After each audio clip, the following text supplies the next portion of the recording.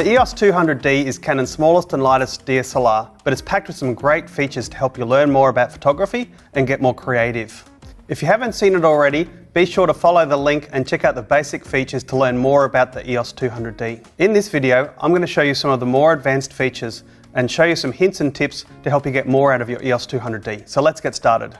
The EOS 200D features a guided display mode, which will help take you through some of the camera settings, such as whether to make your photograph brighter or darker. The TV mode or time value helps you with things such as your shutter speed, whether you want to slow the movement or you want to freeze the moment in time. The AV mode or aperture value will actually change the aperture in your lens and calculate the amount of blur you want in your photograph. For example, in live view, if I'm at f5 and focus on the object that's closest to the camera, you'll see the front object is sharp and the background is trailing out of focus using my depth of field. If I change the aperture now to, say, f22 and focus at the same point, what you'll notice is that our bobble head is actually much sharper than you saw it in the first image. So a practical example of using AV mode might be photographing a portrait where you want to keep the subject nice and sharp and you want the background going out of focus to take away distraction. Moving the camera now into the manual mode, you'll see that I can actually manually override both the shutter and the aperture, either by using the top dial and holding the AV button and using the dial, or I can just simply press the Q button and move it with my fingers utilising the camera's touchscreen features. So the next feature I'd like to talk about is using the camera's auto focus point selection. You can either use all of your focusing points or choose a single focusing point. You can also use your LCD screen to simply touch the point you want in focus, or you can use this looking through the camera's viewfinder as well.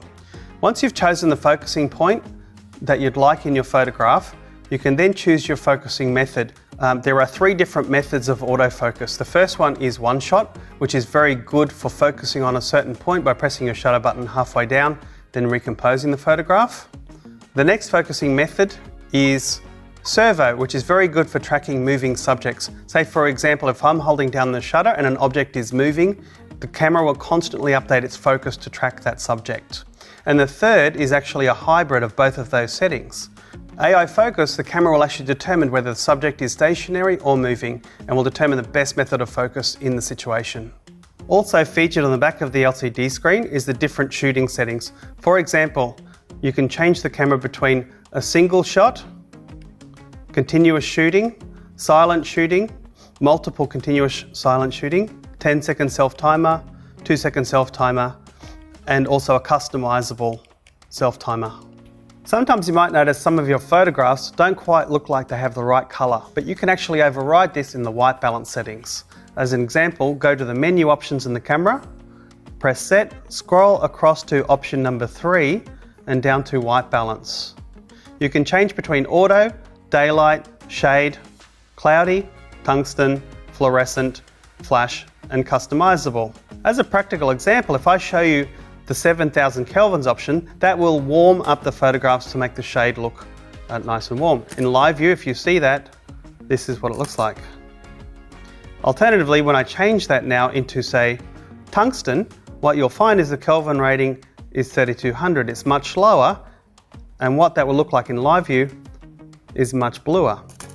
Very good for indoor settings where you're using tungsten lighting. It's very much about matching the lighting environment to the correct white balance setting. Also located in the menu options is your picture styles. Simply scroll across to option number 4 and you'll find picture style as the first option.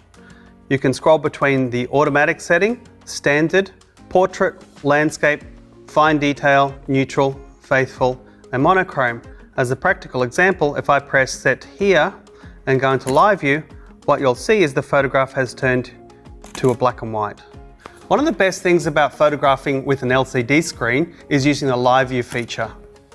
If you press the point in the screen where you want the focus to be set, the camera will focus at that point.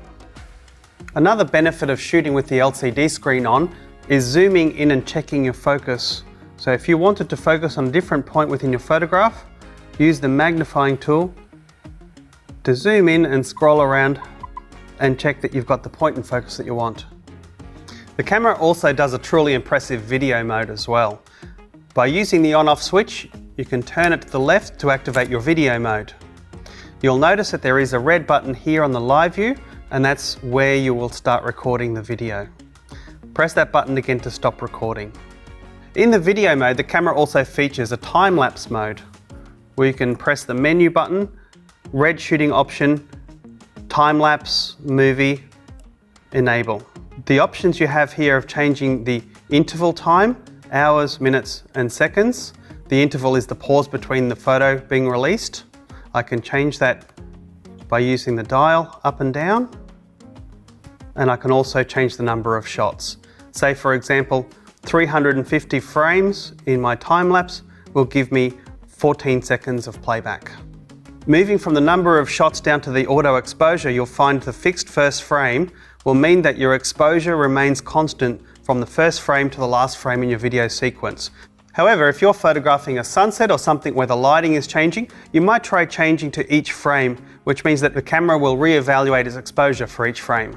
The camera also features RAW shooting.